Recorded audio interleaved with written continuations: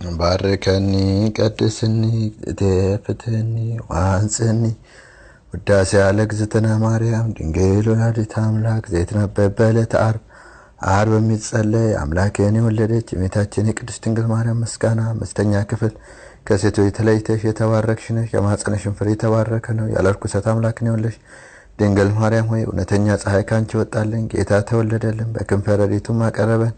እሱ ፈጥሮናልና ቅድስት ሆይ ለምኝልን። አምላክን የወለድሽ እመቤታችን ሆይ የብርሃን እናት ነሽና አንቺን ብቻሽን በክብር በምስጋና እናገንሻለን።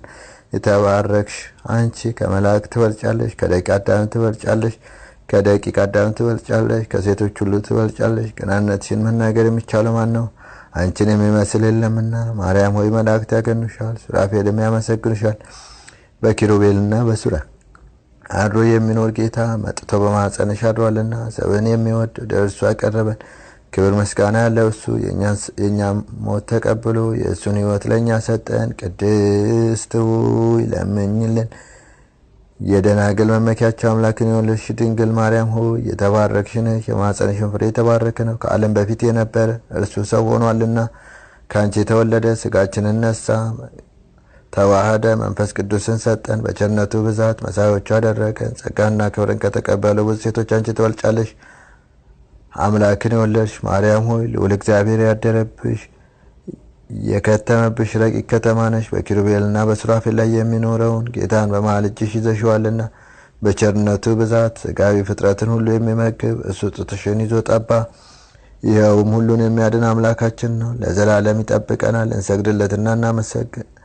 እንሰግድለትና እናመሰግነው ዘንድ እሱ ፈጥሮናልና። ቅድስት ሆይ ለምኝልን። ድንግል ማርያም የሽቶ መኖሪያ የሕይወቷ ምንጭ ናት። የማኅፀኗ ፍሬ ሰውን ሁሉ አድኗልና ከእኛም እርግማን እናጠፋለን። በመካከላችንም ሆኖ በመስቀሉ አስታረቀን። በልዩ ትንሣኤም ሰውን ዳግመኛ ወደ ገነት መለሰው። ቅድስት ሆይ ለምኝልን። ንጽሕት ድንግል ማርያም የታመነች አምላክን የወለደች ናት። ለሰዎች ልጆችም የበረታ አማላጅ ናት። ኃጢአታችንን ያሰሪ ዘንድ ወደ ልጅሽ ወደ ኢየሱስ ክርስቶስ ለምኝልን።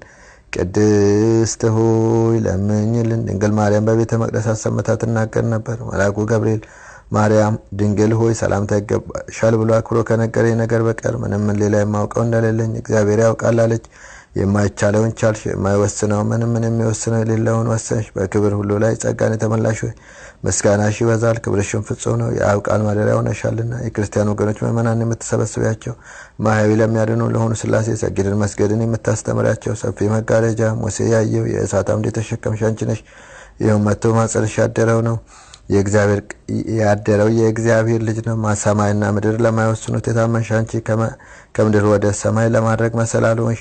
ብርሃንሽ ከፀሐይ ብርሃን ይበልጣል። ቅዱሳን በፍጹም ደስታ ያዩት ኮከብ ከአንቺ ተወለደ፣ ሥጋችንን ነሳ። አንቺ ማርያም ግን ጸጋን የተመላሽ ሆይ ደስ ይበልሽ የሚል ቃል ሰማሽና መጥቶ ያዳነን የፍጥረት ሁሉ ገዢ የሆነ ንጉሥን ወለድሽው። መሐሪ ነው፣ ሰውንም ወዳጅ ነው። ስለዚህ ማርያም ሆይ የተባረክሽ ነሽ፣ የማኅፀንሽን ፍሬ የተባረከ ነው። ጸጋን የተመላሽ ሆይ እግዚአብሔር ካንቺ ጋር ነውና ደስ ይበልሽ እያልን መልአኩ ገብርኤል እንዳመሰገነሽ እናመሰግንሻለን። ቅድስት ሆይ ለምኝልን።